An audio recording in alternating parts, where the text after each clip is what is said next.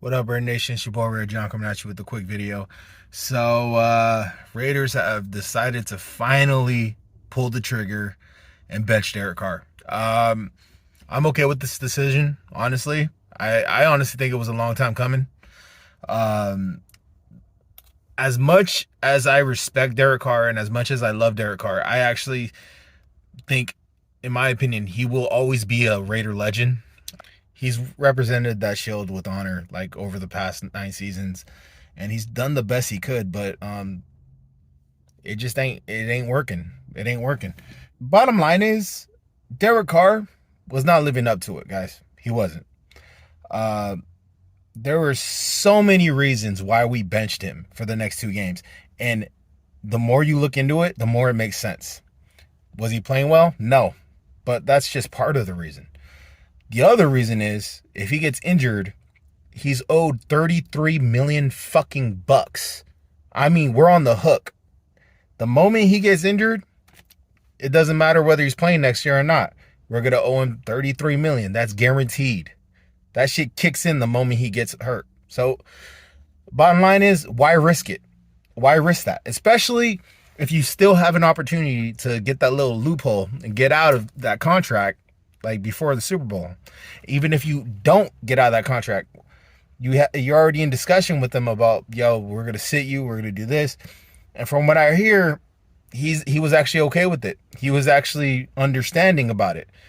So the whole situation going down is this: if you have a draft status that could only get hurt in these next 2 games by either him getting injured and him just shit in the bed like he's done time and time again this season, why fucking risk it?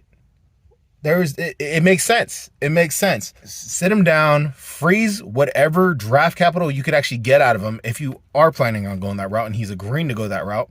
Or if you're going to cut him and he's going to retire a Raider, at least now you're not going to be on the hook for $33 million for him getting injured. Look, for anybody talking shit about the decision that was made, I get it. It doesn't make sense to you, but if you look at it from a wider scope, it makes perfect sense. Derek Carr is probably not going to be here next year. We already know he's probably not going to be here next year. We have an opportunity to move on after the season's over, between, like, what do you call it, a week after the Super Bowl. Like, we could actually move on with no attachments, lose maybe $5 million in cap, and that's a steal. Save $29 million. With that amount of money, you could, reframe this whole defense. You could sign Josh Jacobs to an extension. And maybe you could even go out and buy, a solid quarterback to, bridge over while you draft one. There's an opportunity to, take a step forward. Now, for those of you that didn't like the move, I get it. It makes him look like a scapegoat. I'm not going to front. It does. And he very well may be the scapegoat of this season. You could blame a lot of the shit that's gone wrong on him, even though there are other, parts to this shit. And we all know it. We're not blind. We know that there were a lot of bad decisions made by this coaching staff. There were a lot of bad situations that this team got put in because of this coaching staff. There were a lot of fucking bumps in the road that didn't need to fucking be there. We could have taken a different route. But this is where we're at. Whether or not, we stick with Derek Carr, we were always going down this road eventually. We were always going to have a situation where we're going to move on from him. So it just happens sooner than later, man. And look, guys, I was on the boat of, I don't want him benched. I didn't want him benched, okay?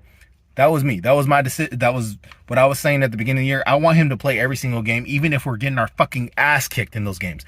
I still wanted him to play every single game. And the reason why I said this, guys, was because of what I'm seeing on Twitter, what I'm seeing on Instagram, what I'm seeing in the social media outlets when it comes to Raider Nation. So much fucking divide, man. So much of this fucking bullshit of people going back and forth about it. We're Raider fans, man. All right? We shouldn't be bickering like this. We shouldn't be going at each other's throat like this. I wanted him to actually play out every game so we know where we're at the end of the year. We know we took an already complicated circumstance and made it even more complicated by losing this last game. If we would have won this last game, maybe we might have, actually stuck it out with Carr. But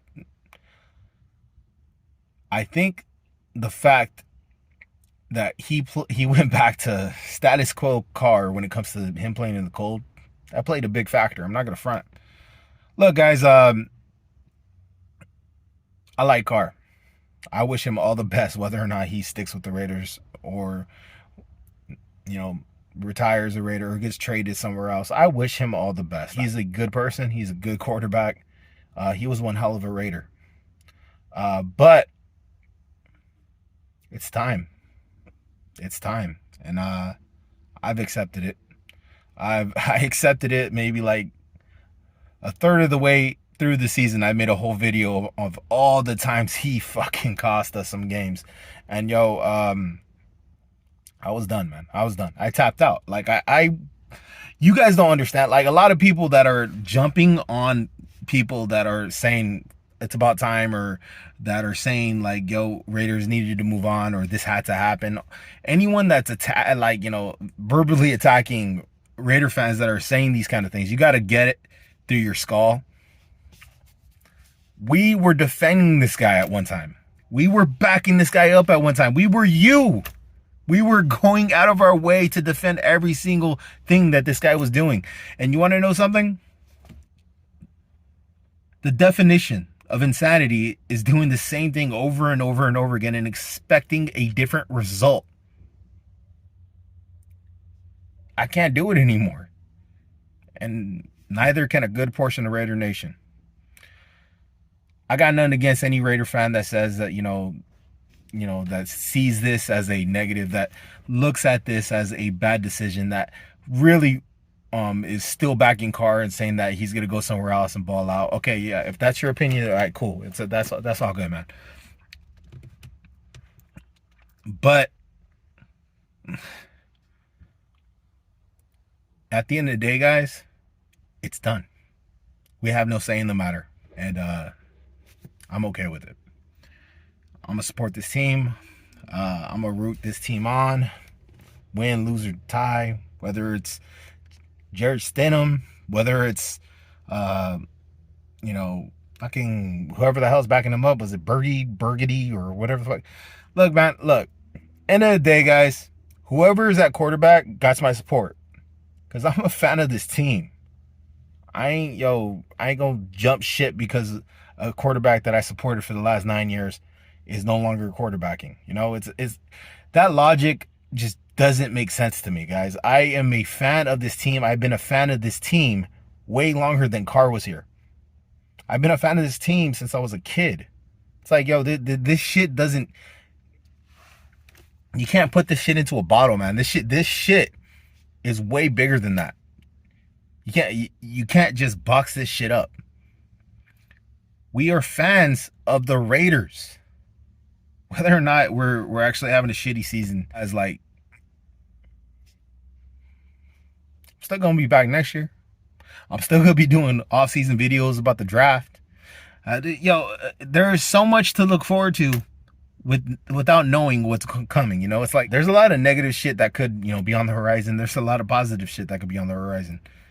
But the possibilities are endless, and I'm looking forward to seeing where this franchise goes, without Carr, whatever. I'm still gonna be here.